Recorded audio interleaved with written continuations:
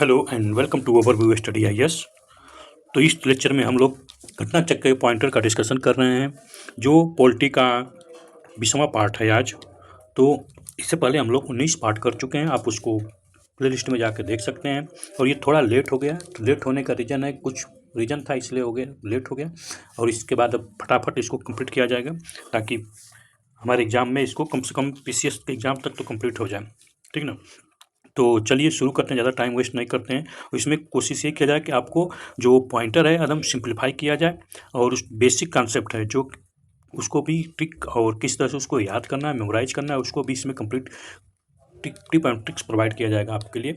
तो मैं ये कहूँगा आप इसको आज देखिए और समझने की भी कोशिश कीजिए, ताकि याद करने की कोशिश कीजिए। और एक और इसमें बताना चाहता हूँ कि हम लोग टिप एंड ट्रिक्स के लिए अलग से एक सीरीज चल रही है जिसमें 3 लेक्चर हो चुके हैं, उसको देखेंगे तो उसमें आर्टिकल कैसे टिप और ट्रिक के द्वारा उसको याद किया जा सकता है उसके बारे में डिस्कशन करेगा। इसी में इंक्लूड कर रहे थे, लेकिन अब यहाँ से हम उसको सेपरेट कर दे रहे हैं, क्योंकि अगर इसमें करते हैं तो उसमें क्या होता है कि वीडियो बहुत लंबा हो जाता है और हमारा पॉइंटर जो है कंप्लीट नहीं हो पा रहा है, ठीक ना। तो हम यही कहेंगे इसमें भी यूज किया जाएगा, लेकिन उतना ही ज़्यादा लेंथी नहीं किया जाएगा, ठीक ना। तो चलिए हम अब कॉन्सेप्ट क्लियरिटी के साथ इसको कंप्लीट करेंगे। तो चलिए शुरू करते हैं। आज हम लोग इमरजेंसी प्रोविज़न, इसके पहले सब हम कंप्लीट कर किया जा चुका है।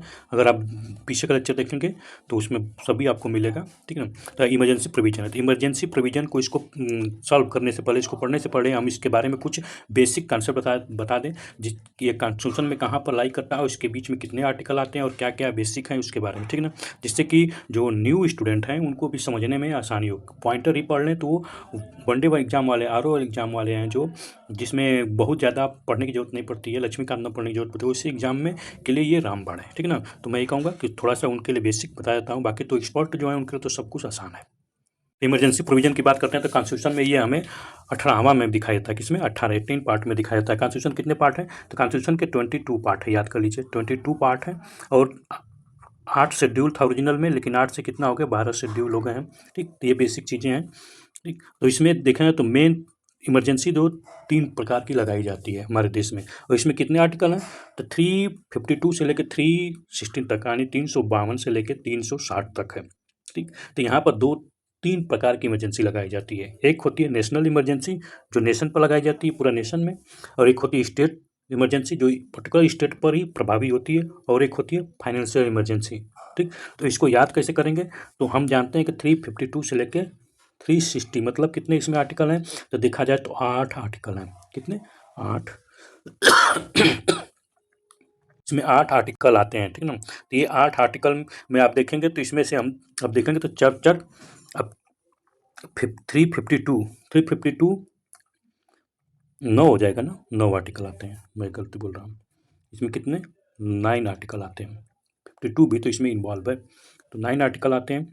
और इसमें अगर 352 आर्टिकल है, 352 आर्टिकल जो नेशनल इमरजेंसी है, इसको अगर हम याद कर लें तो आराम से 360 भी याद कर लें तो हमको आराम से सब याद हो जाएगा। 360 360 नहीं बोलता है कि 360 होना चाहिए, यानी तुम्हारी तैयारी कैसी होनी चाहिए, 360, यानी पूरा क्लॉक, एक क्लॉक जो होता है 360 डिग्री होती है ना, 360 डिग्री। ये आपका घड़ी में क्या आप बचपन में पढ़े होंगे कि 360 डिग्री का एक पूरा एक पॉइंट के चारों तरफ 360 डिग्री का एंगल बनता है। तो 360 डिग्री का एंगल बनता है मतलब कि फाइनेंशियल इमरजेंसी आ गई, ठीक। नेशनल इमरजेंसी क्या है, 352 से शुरुआत होता है इमरजेंसी। और यहाँ पर अगर 4 जोड़ देते हैं, ऐड कर देते हैं, तो आपको मिल जाएगा स्टेट इमरजेंसी 356, ठीक। और फिर उसमें 4 जोड़ देंगे तो आपको मिल जाएगा फाइनेंशियल इमरजेंसी। और यहाँ पर एक और इमरजेंसी है जो आपको 365 दिखाई दे रही है। तो 356 और 365 दोनों में अंतर क्या है, इसको समझना बहुत जरूरी है, नहीं समझेंगे तो फिर प्रॉब्लम क्रिएट होगी ना। इसमें क्या होता है, देखिए इसको यहाँ पर ध्यान से अगर देखें तो 356 जो है, इसमें क्या होता है, कॉन्स्टिट्यूशनल फेलियर हो जाता है स्टेट का। तो गवर्नर बोलता है अपने बॉस को, किसको, प्रेसिडेंट को, प्रेसिडेंट ऑफ इंडिया को, कि सर यहाँ पर सब प्रॉब्लम चल रहा है, कुछ भी अच्छा नहीं है, आइए और संभालिए। तो यहाँ पर क्या होता है, आपका स्टेट में स्टेट इमरजेंसी लग जाती है, इसको प्रेसिडेंट रूल बोला जाता है, ठीक। 365 में यहाँ पर सेंटर डिसाइड करता है कि स्टेट में सब गड़बड़ चल रहा है, मतलब कि स्टेट सेंटर का कोई बात ये नहीं मान रहे हैं, कोई रूल रेगुलेशन लागू नहीं कर रहे हैं, ठीक ना। कोई भी एक पारित हुआ उसको स्टेट मना कर रहा है, तो यहाँ पर सेंटर बोलता है कि ये तो अब बहुत हद हो गया, ठीक। तो यहाँ पर सेंटर बोलता है कि अब ये गड़बड़ हो गया और यहाँ पर इमरजेंसी लगाना है, मतलब प्रेसिडेंट रूल यहाँ पर लगाना ही पड़ेगा। तो यहाँ पर प्रेसिडेंट रूल लग जाता है। जैसे कि आपका आप देखे होंगे कि 370 हटाने से पहले जम्मू कश्मीर में यही हुआ था। सेंटर ने डिसाइड कर दिया, यानी मोदी गवर्नमेंट डिसाइड कर दिया कि वहाँ पर सब कुछ सही नहीं है, ठीक, और इमरजेंसी ज़रूरी है, तो इमरजेंसी लगा दी गई, सरकार वहाँ गिराई गई, सरकार गिर गई तो कोई सरकार बनाने वाला नहीं था, लेकिन सरकार बन सकती थी, लेकिन उसमें क्या सब पॉलिटिकल था, 370 हटाना था, तो इसलिए वहाँ पर ऐसा बनाया गया सिचुएशन कि वहाँ पर इमरजेंसी लग गई, ठीक। तो यहाँ पर यही दो चीज़ आपको समझनी है। और एक चीज़ और समझ लीजिए कि इमरजेंसी लगते ही क्या होता है, सबसे पहले आपका फंडामेंटल राइट जो होता है वो ख़त्म हो जाता है, ठीक ना। तो इसमें आपका सबसे 2-3 फंडामेंटल राइट को याद कर लीजिए, 19, 20 और 21। 19 में क्या है, ये फ्रीडम है, क्या, स्पीच, फ्रीडम टू स्पीच। तो आप बोलने का, अब इमरजेंसी लग गई तो आप चिल्लाने लगोगे, शोर शराबा करोगे, धरना, ठीक ना, तो यहाँ पर धरना देने लगोगे, तो यहाँ पर सबसे पहले इससे क्या इमरजेंसी इफेक्ट होगा, ठीक ना, इसलिए इसको सबसे पहले ख़त्म हो जाती है।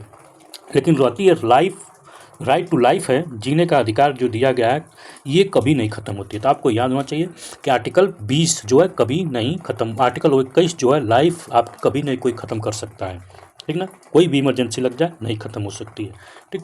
अब 20 रह गई, तो यहाँ पर आपका जो प्रोटेक्शन की बात की गई है, आपको प्रोटेक्शन प्रोवाइड किया जाएगा, आप, ठीक ना, डिटेन आपको कोई कन्विक्ट नहीं किया सकता। तो 20 और 21 दो चीज़ को आप ध्यान में रख लीजिए, ये कभी नहीं मिलेगा। जो 20 में दिया गया कि आप कन्विक्ट हो, तो कन्विक्ट हो रहे हैं तो उसको आप बचाने के लिए आपको प्रोटेक्शन मिलेगा कि भैया अपने आप को बचाओ कि कैसे हैं, ठीक ना। 20 और 22 में जो डिस्टर्ब होते हैं, 22 में क्या है, अरेस्ट कर दिया जाता है, आपको डिटेन कर दिया जाता है, तो वहाँ पर प्रोटेक्शन की बात की गई है, ठीक ना। 22 में क्या है, डिटेन कर देना, और यहाँ पर तो आपको पहले क्या हो रहा है, आप कन्विक्ट हो रहे हैं, कन्विक्ट हो तो उसको आप प्रूफ करिए, आप बताइए कि हाँ हम कन्विक्ट नहीं है, सब कुछ है, यहाँ पर आपको मिलता है 20 में और 21। ये दो आर्टिकल को आप दिमाग में बैठा लीजिए, कभी भी 20 और 21 आर्टिकल जो है कभी भी ख़त्म नहीं होंगे, जब कितना भी इमरजेंसी, कोई भी इमरजेंसी लग जाए, ठीक। अब फाइनेंशियल इमरजेंसी आज तक नहीं लगी है, दिमाग में बैठा लीजिए, नेशनल इमरजेंसी लग चुकी है, ठीक। और इसका सोर्स क्या है, तो इसका सोर्स है इमरजेंसी का गवर्नमेंट ऑफ इंडिया एक्ट 1935 और constitution Weimar Republic of Germany, Germany के कॉन्स्टिट्यूशन से ये लिया गया, ठीक। तो बेसिक ये हमारा हो गया, ठीक ना। डिटेल में हम लोग जब फाउंडेशन कोर्स करेंगे तो उसमें इसको डिटेल में हम लोग करेंगे, लेकिन हम क्या कर रहे हैं, पॉइंटर कर रहे हैं, तो पॉइंटर पर चलते हैं, उसको आगे कंप्लीट करते हैं। तो चलिए इसको जूम कर लेते हैं, ठीक है ना। तो हम तो इतना जान ही गए कि क्या क्या इसमें है। चलिए, under which article of the constitution it is responsibility of Indian government to protect state from external aggression and internal disturbance. External aggression की बात कर रहा है, ये बाहरी अग्रेशन और इंटरनल डिस्टर्बेंस से बचाने के लिए किस आर्टिकल में बात की गई है, तो 355 आर्टिकल में बताया गया है कि ये इंडिया गवर्नमेंट का काम है, उसकी रिस्पॉन्सिबिलिटी कि स्टेट की रक्षा करे। कैसे रक्षा करेगा, तो कोई इंटरनल डिस्टर्बेंस ना हो, कोई एक्सटर्नल एग्रेशन ना हो, यानी बाहर से कोई उस पर आके आक्रमण न कर दे, कोई अंदर से ना हो। जैसे मणिपुर में क्या है, इंटरनल डिस्टर्बेंस चल रहा है, ठीक ना, तो ये सेंटर का काम है उसको प्रोटेक्ट करना, लेकिन नहीं कर रहा है। तो ये रिस्पॉन्सिबिलिटी किसकी है, तो कौन से आर्टिकल में दिया गया, तो 355, याद करें 355 में इंटरनल और एक्सटर्नल एग्रेशन डिस्टर्बेंस को बचाने का काम सेंट्रल गवर्नमेंट की है। Next, the president of India may declare national emergency if there is threat of external aggression and arm rebellion. Arm rebellion और एक्सटर्नल अग्रेशन होगा तब इसमें क्या होगा, आपको प्रेसिडेंट जो है प्रोक्लेम कर देगा नेशनल इमरजेंसी। नेशनल इमरजेंसी किसमें है, तो 352, ये आर्टिकल आप बार बार करते रहेंगे, आपको याद हो जाएगा, ठीक। और एक चीज़ और कि ये इसमें से इंटरनल डिस्टर्बेंस जो था वो 44 कॉन्स्टिट्यूशनल अमेंडमेंट के तहत हटा दिया गया, ठीक ना, जिससे इंदिरा गांधी लगाई थी इंटरनल डिस्टर्बेंस से। Next, on which date president of India using his power declared by proclamation that grave emergency existed where the security of India was threatened by the internal disturbance। देखिए इंदिरा गांधी बात इंटरनल डिस्टर्बेंस के कारण क्या इंदिरा गांधी ने 25 जून को 1975 में क्या की थी, इमरजेंसी, नेशनल इमरजेंसी लगाई थी, किसके अंतर्गत 352 आर्टिकल का यूज करके कही थी कि यहाँ पर इंटरनल डिस्टर्बेंस है, लेकिन उसको 44 कॉन्स्टिट्यूशनल अमेंडमेंट के तहत उसको रिमूव कर दिया गया, किसको, इंटरनल डिस्टर्बेंस को। Next, which can not B ground for proclamation of emergency under the constitution of India. तो अब क्या है, थ्रेटन और इंटरनल डिस्टर्बेंस के ग्राउंड पर हम नेशनल इमरजेंसी नहीं लगा सकते हैं, ये रिमूव कर दिया गया है, ठीक ना। ना, तो ये आपको याद होना चाहिए कि 44 कॉन्स्टिट्यूशनल अमेंडमेंट को जनता गवर्नमेंट के द्वारा 1978 में इसको क्या क्या रिमूव कर दिया गया, ठीक, इसको इंटरनल डिस्टर्बेंस को, ठीक ना। और ये ठीक, तो next, according to which article national emergency में be declare the president of India. तो 352 के तहत क्या होता है, प्रेसिडेंट क्या करता है, काउंसिल ऑफ मिनिस्टर के कहने पर, काउंसिल ऑफ मिनिस्टर, समझ रहे हैं, council of minister headed by PM, ठीक है, ये सब बता दिया गया है।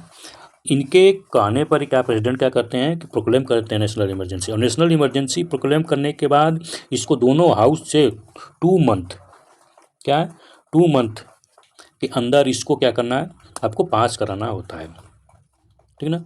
और दोनों हाउस से स्पेशल मेजोरिटी के साथ 30 दिन लिया, 30 दिन के पहले 2 मंथ था। पहले जब क्या था कि इंदिरा गांधी के टाइम क्या था कि इंदिरा गांधी के टाइम 2 मंथ था और सिंपल मेजोरिटी था, लेकिन इसको 44 कॉन्स्टिट्यूशनल अमेंडमेंट के तहत इसको चेंज करके क्या किया गया, चेंज करके 30 दिन का कर दिया गया, और सिंपल मेजोरिटी को स्पेशल मेजोरिटी से। तो आपको ये चीज़ें आपको मालूम होना चाहिए, दोनों हाउस से पास होना चाहिए, ठीक। और ये 6 महीने के लिए ही इमरजेंसी लगाई जाती है, कितने मंथ के लिए, 6 मंथ के लिए, ठीक।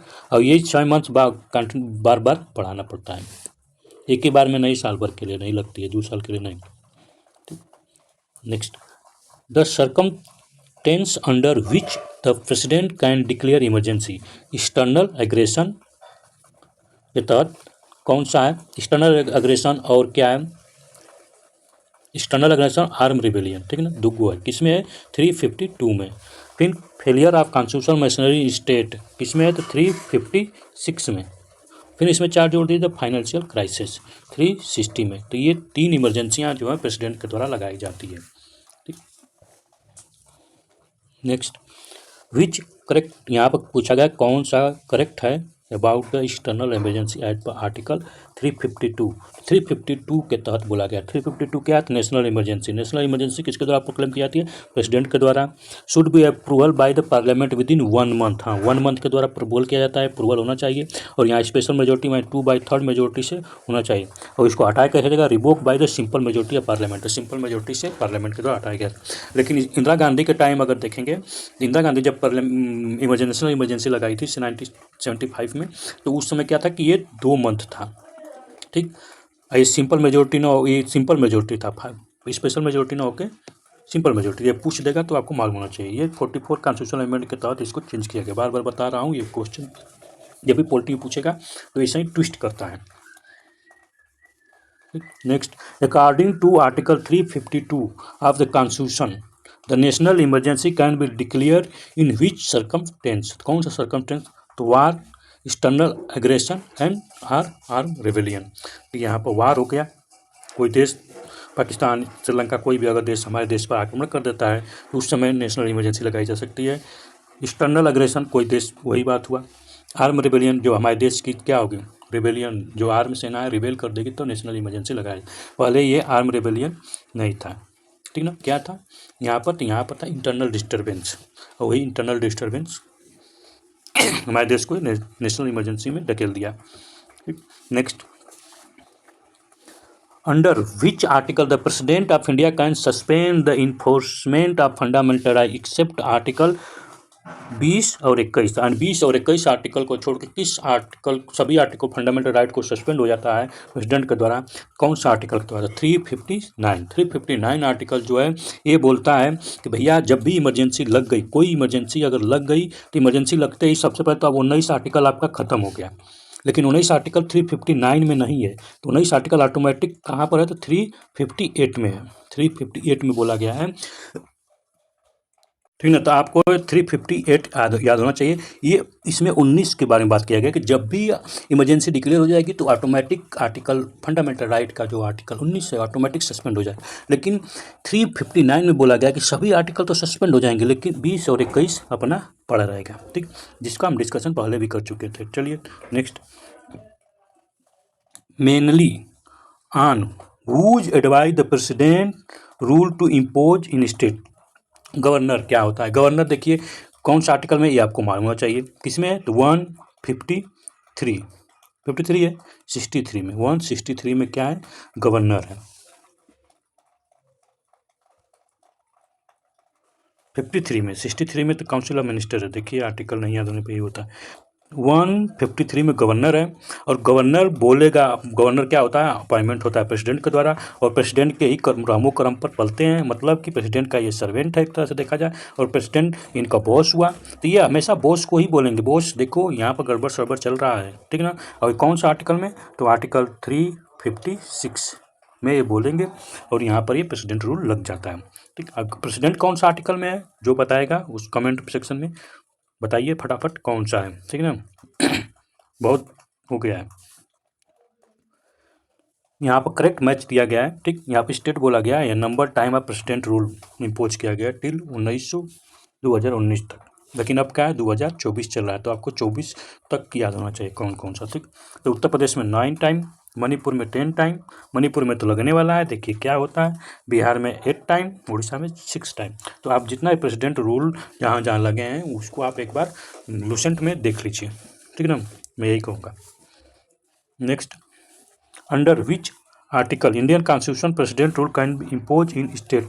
स्टेट में इम्पोज होने के लिए 356 आर्टिकल है, जिसमें गवर्नर बोलेगा कि बॉस देखिए यहाँ पर सब गड़बड़ सड़बड़ चला, अब हमारे बस का नहीं है, ठीक ना। यहाँ पर स्टेट के सब अपनी मनमानी कर रहे हैं, हमारे बस का नहीं है, आइए आप समझिए, ठीक। तो बॉस आएंगे और डंडा चलाएंगे, ठीक ना, तो वो हो जाता है state emergency,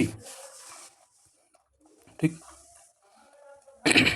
if the president of India exercise his power as provided under 356 state emergency की बात करिए, of which constitution in respect of particular state then, तो पावर सब चला जाएगा किसके पास? प्रेसिडेंट के पास।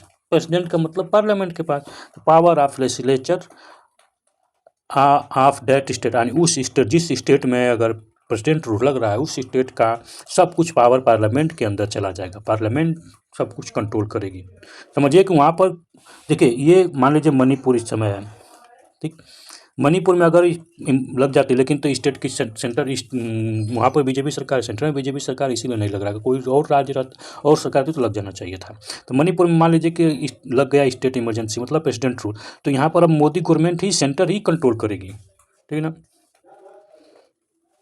यानी पूरा सेंटर का रूल है, मतलब कि यहाँ पर जो पुलिस फोर्स होती है, पुलिस वो कंट्रोल आ जाएगी किसके? आर्मी के अंदर, ठीक। तो ये ध्यान देने योग्य है।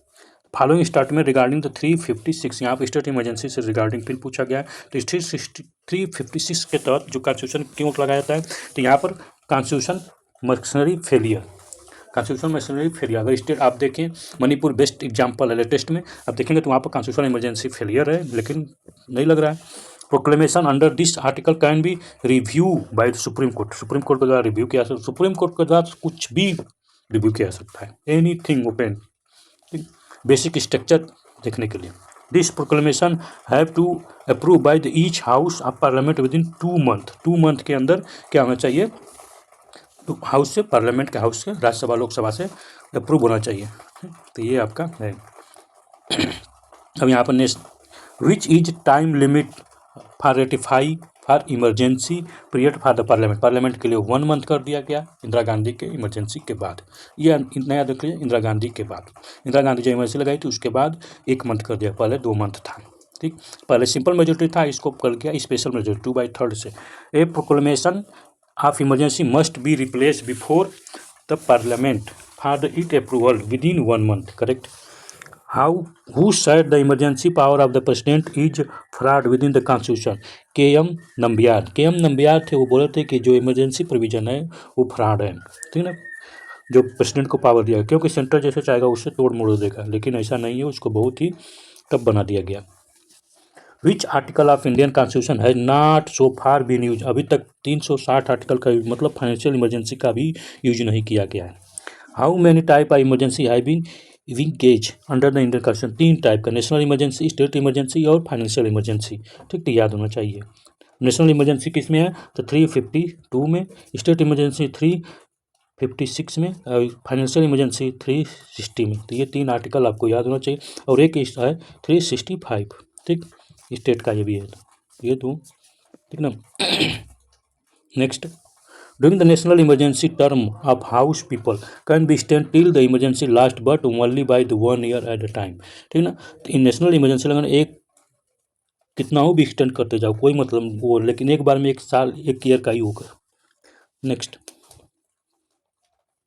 President rule can be impose for maximum period for, president rule कितने, किसी स्टेट में 3 साल तक ही मैक्सिमम लगाया सकता है, इससे नहीं। Under the article 356 constitution of India, president rule was impose first time PEPSU में सबसे पहले यूज किया गया था।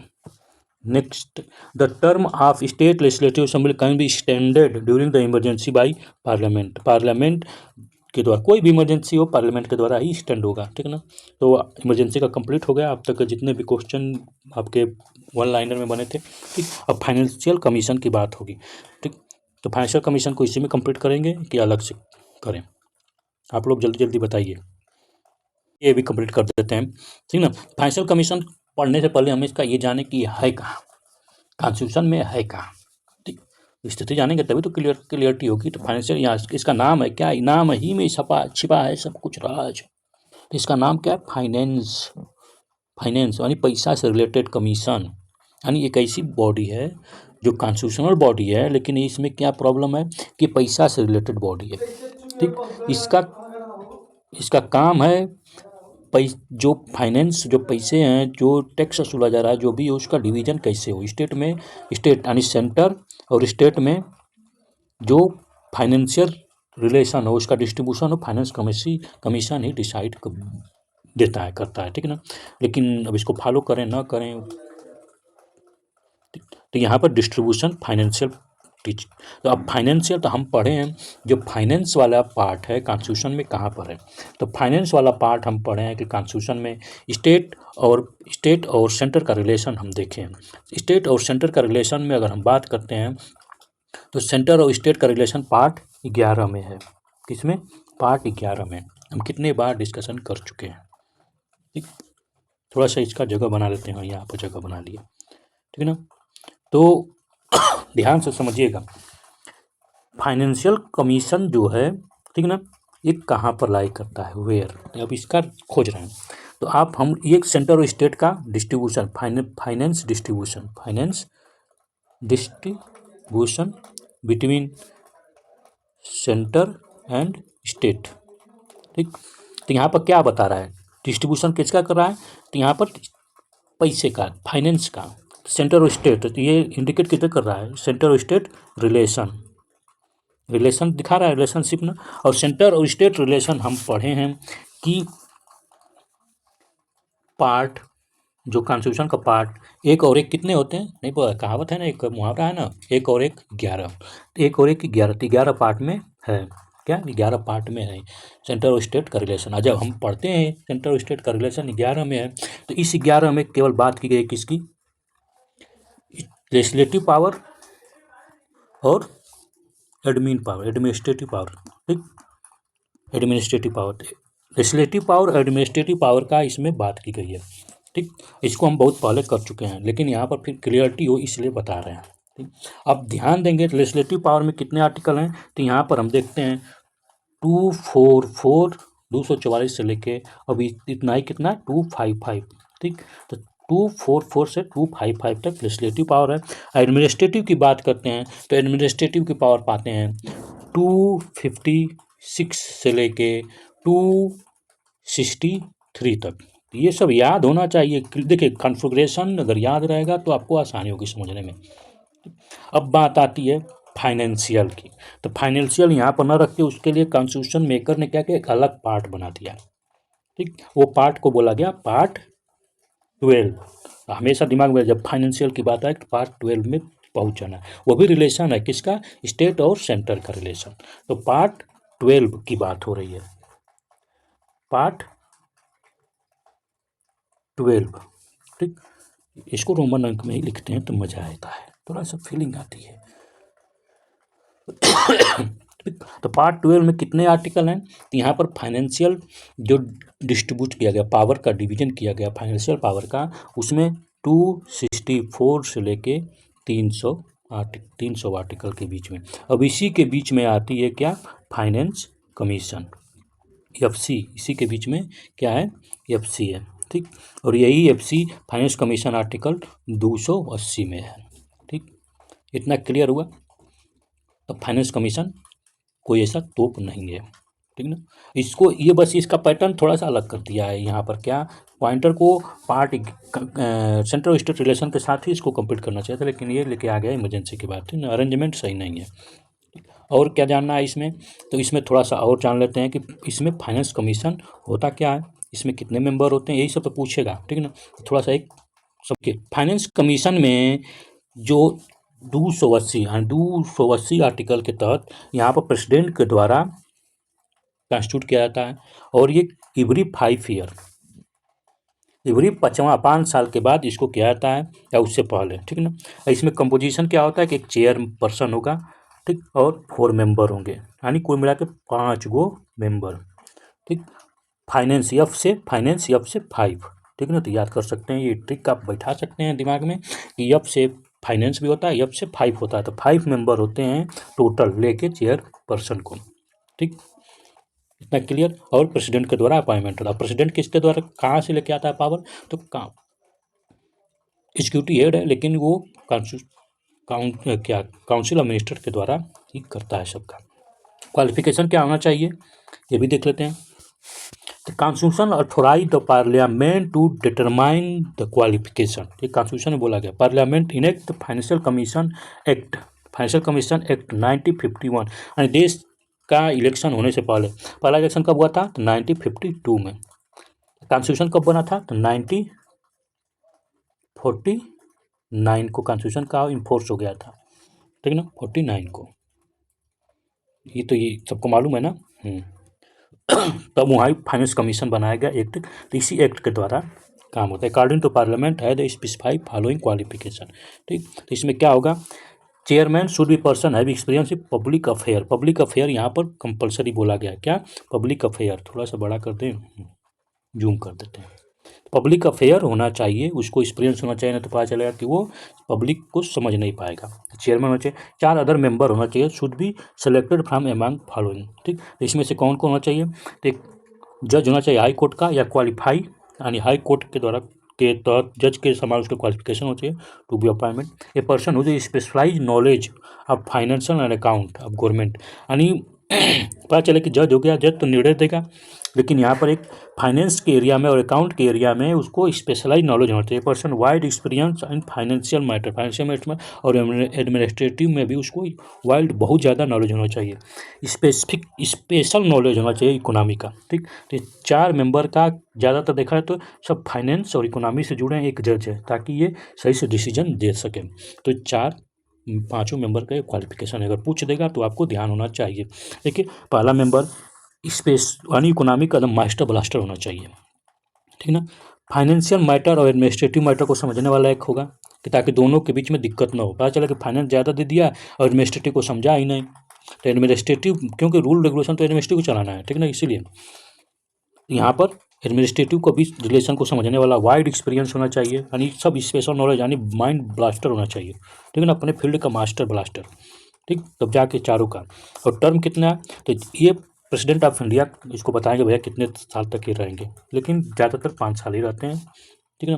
तो उसके बाद एलिजिबिलिटी रीअपॉइंटमेंट, यहाँ पर क्या इनका दोबारा से रीअपॉइंटमेंट हो सकता है, ठीक। बाकी डिटेल में जब पढ़ना होगा तो हम लोग पढ़ेंगे। अभी हम लोग क्या कर रहे हैं, पॉइंटर, ये पॉइंटर पर ध्यान देते हैं।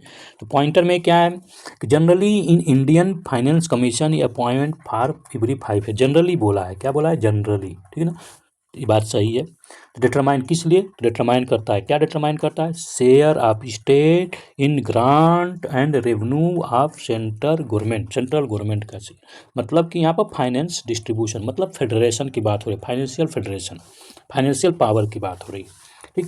और कौन सा आर्टिकल है, next, under which one of following article which is formation of financial commission let down, 280 article के तहत फाइनेंशियल कमीशन का क्या होता है, फॉर्मेशन होता है, प्रेसिडेंट के द्वारा होता है। इसमें 5 मेंबर टोटल होते हैं, ठीक है ना। ये पार्ट 12 में है। पार्ट 12 कहाँ से कहाँ तक है, तो 264 से लेके 300 तक, ठीक।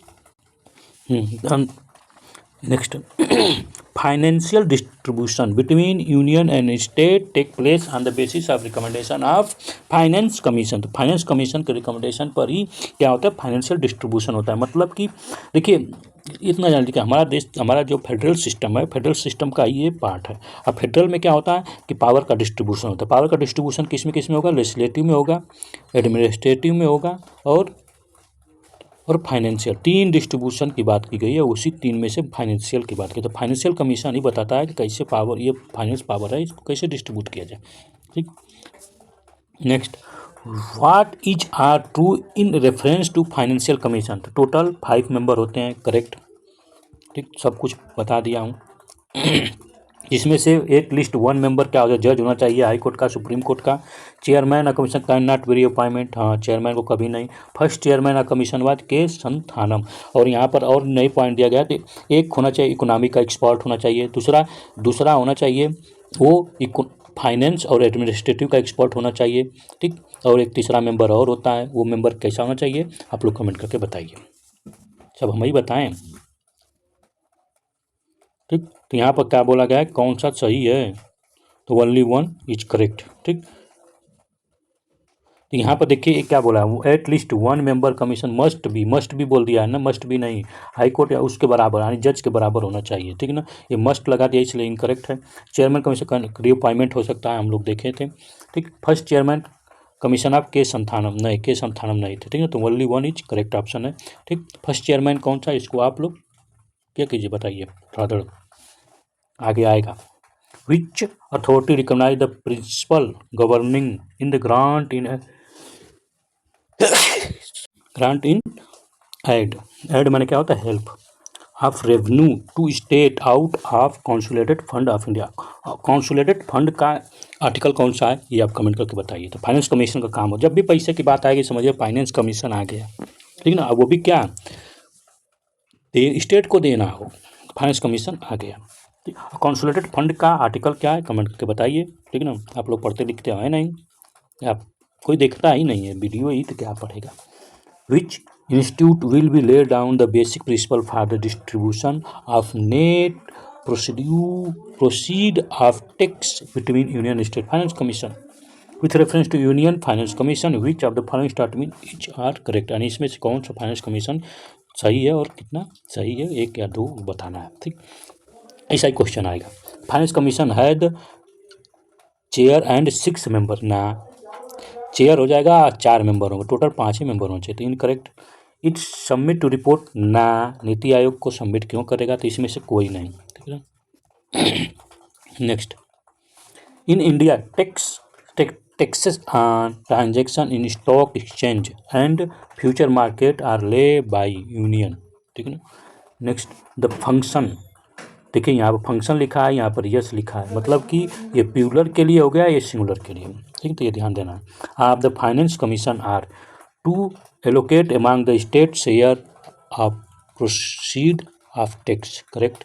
Consider the application for the grant in aid for state from state, correct. Next, with reference to the Financial Commission of India, consider the following statement. The Finance Commission is a statutory body, गलत। अभी हम देखें finance commission किस में article में, 280 के article में part 12 के अंदर है। ठीक ना, तब जब कैसे है, जब आर्टिकल है तो ये कॉन्स्टिट्यूशनल बॉडी हो गई। ठीक, finance commission was setup under the article 280 of the constitution, correct, ये करेक्ट है। The recommendation made by the Finance Commission are only advisory in nature, correct. The first Financial Commission set up in 1951, which above the statement करना 1951। ठीक है ना, तो यहाँ पर कौन कौन हो गया, तो ओनली 2 और 3 is correct. Next, the financial commission is primarily concern with the recommendation of the president. क्या क्या करता है भैया, तो प्रिंसिपल गवर्निंग क्या करता है, grant in aid to state, grant in aid करता है। Distribution of the net proceed tax between state and centre, correct.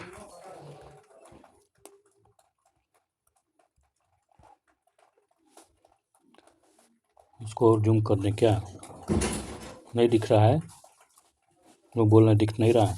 To review the financial position of panchayat, state government constitute every 5 year state financial commission. तो यहाँ पर जब state की बात, state financial commission, federal financial commission in India related to financial between state और centre. ठीक, mainly agency to resolve the physical distribute between the centre और state. देखिए दुनिया भर कितना भी डिस्ट्रीब्यूट होगा सब कहाँ पर जाएगा, सेंटर और स्टेट का सुप्रीम कोर्ट में। एक आर्टिकल आप याद कर लीजिए 131, ठीक है ना, ये आर्टिकल ओरिजिनल जुडिक्शन को आता है, यानी जब स्टेट का सेंटर से झगड़ा हो, क्या सेंटर, ये सेंटर का नहीं, स्टेट का सेंटर से झगड़ा हो तब वो जाएंगे, स्टेट का स्टेट से झगड़ा हो तो इस आर्टिकल के तहत वो सुप्रीम कोर्ट जाते हैं, इसी को बोलते हैं ओरिजिनल जुडिक्शन। ठीक है, आप ये बार बार न्यूज में आता रहता है इसलिए बता दिया, नहीं तो नहीं बताता, यहाँ पर जरूरत नहीं थी। Consider the following statement, state financial commission is the constitutional body, correct. Union financial commission can not be required financial assistant to panchayat raj, है ठीक है ना, ये रिकमेंडेशन कर सकता है, ठीक है ना। यहाँ पर कैन नॉट बोला, कैन होना चाहिए, कैन कर सकता है, ठीक। दोनों स्टेटमेंट, ये स्टेटमेंट करेक्ट है, अगर ये नॉट हटा दे तो ये भी करेक्ट होता, लेकिन इनकरेक्ट हो गया, ठीक। Next, who recommend to governor the principle which should be govern the distribution between state and panchayat, यानी स्टेट और पंचायत के बीच में of the net procedure tax and fee lay by the state which may be divide between them. State financial commission बताएगा भैया कि पंचायत को कितना पैसा देना है, क्या देना है, कैसे करना है। Next, the provision regarding division of tax between state and union, state और यूनियन के बीच में जब प्रोविजन है जो डिवीजन किसका, तो यहाँ पर टैक्स का, क्या नेशनल इमरजेंसी के टाइम क्या सस्पेंड हो जाएगा, सही बात है भैया। Who are the chairman of 12th financial commission, तो फाइनेंशियल कमीशन का आपको नाम याद होना चाहिए, सी रंगराजन, ठीक ना, सी रंगराजन जो थे 12th थे। Who are the chairman of 13th financial commission, Vijay Kelkar. Who among the following the chairman of 14th financial commission, YB Reddy. Who are the nominated as the chairman of 5th financial commission, 21 से 26 तक कौन है, NK Singh. अभी सुनावा आने वाले हैं, तो सुनावा का नाम आपको कमेंट करके बताइए, ठीक ना, नाम अलाउंस हो गया है। ठीक, next, the following shall causes every recommendation made by the financial commission to be laid before the each house of parliament, correct. यहाँ पर शैल लगाया तो मस्ट हो गया ना, ये रिकमेंडेशन जो है फाइनेंशियल कमीशन का हाउस के फ्लोर पर जाना ही पड़ेगा, ठीक। Financial commission constitute every 5 year, state financial commission ही कॉन्स्टिट्यूशनल बॉडी है, भी कॉन्स्टिट्यूशनल बॉडी है, ठीक है। गिवन टू, यहाँ पर 2 स्टेटमेंट दिया, बताना है, ठीक ना। The president of India determine the qualification of chairman and member of the finance commission, ठीक। इनकरेक्ट, यहाँ प्रेसिडेंट होना चाहिए, पार्लियामेंट होना चाहिए, पार्लियामेंट डिटरमाइन करती है। Chairman and member are appointment by the president of India, correct, ठीक। Next, Indian physical federation system, यहाँ पर देखिए आ गया असली बात, federal system. Resource are allocate from the centre to state, which of the following is not mean resource allocation at the present, transfer for plan implementation under the Gadgil formula. तो ये जो गडगिल फार्मूला के तहत इसका प्लान को क्या implement किया गया था, ठीक है ना। तो यहाँ पर हम लोग का फाइनेंशियल कमीशन भी कंप्लीट होता है, जिसका जितना भी पॉइंटर में था उसका बेसिक कंसेप्ट भी हम लोग देखें, अर्थात ठीक ना। ये भी देखें कौन सा पार्ट में कहाँ पर, अगर पार्ट भी पूछ लिया तो दिक्कत नहीं होना चाहिए। पार्ट 12 में है, देखिए सेंटर और स्टेट रिलेशन दुगो में है, 11 और 12 में, ठीक। 11 और 12 में, तो 11 में क्या है आपको याद होना चाहिए, नहीं याद है तो पीछे का आप रिवाइड करके देख सकते हैं, बहुत बार इस पर डिस्कशन किया गया है। अब हम यहीं पर स्टॉप करते हैं आज का डिस्कशन, अगली बार मिलेंगे तो हम प्लानिंग कमीशन और नीति आयोग के बारे में बात करेंगे, और इसमें हम कोशिश करेंगे कि प्लानिंग कमीशन का जो भी थोड़ा सा डिटेल है उसको भी लेके आएँ, क्यों कि यहाँ से बहुत सारे क्वेश्चन पूछता है 5 ईयर प्लान 6, तो 5 ईयर प्लान को भी हम यहाँ पर सोचेंगे कि लेके आएँ, ठीक ना, जिससे कि प्लानिंग कमीशन नीति आयोग को पढ़ें तो पूरा कंप्लीट हो जाए। इकोनॉमी में भी है प्लानिंग कमीशन, तो वहाँ पर 5 ईयर प्लान पूछा जाता है, लेकिन हम यहीं पर कंप्लीट कर देंगे, ठीक है ना। बहुत आसान है, बहुत मज़ा आता है, इसको अलग से भी एक टॉपिक लेके आएंगे, ठीक है, डिटेल में मज़ा आ जाएगा ना। तो चलिए अगली बार मिलते हैं, तो हम लोग प्लानिंग कमीशन नीति आयोग को कंप्लीट, आपसे ये रिक्वेस्ट है, ठीक है ना। तो आप लोग पसंद ना भी आए तो आप शेयर लाइक कीजिए, शेयर कीजिए, अपने दोस्तों को दीजिए, ना पसंद आए तो फिर भी, ठीक है ना। क्योंकि व्यूअर बहुत कम होते हैं, मज़ा नहीं आता है इसको करने में, ठीक ना, अपना भी बहुत सारा काम होता है, ठीक। जब आदमी इस पर टाइम इन्वेस्ट कर रहा है तो कुछ तो प्रॉफिट होना चाहिए ना। मैं उसमें नहीं मानता हूँ। कौन सा? गीता में जो लिखा गया है, कर्मण्येवाधिकारस्ते मा फलेषु कदाचन, ठीक ना। कर्म का फल होना चाहिए, ठीक। बाकी जो मानते हैं वो माने, ठीक ना। हमारे हक में फल भी होना चाहिए, ठीक। तो अगली बार मिलेंगे नए टॉपिक, जो प्लानिंग कमीशन नीति आयोग का। चलिए आज के लिए जय हिंद जय भारत।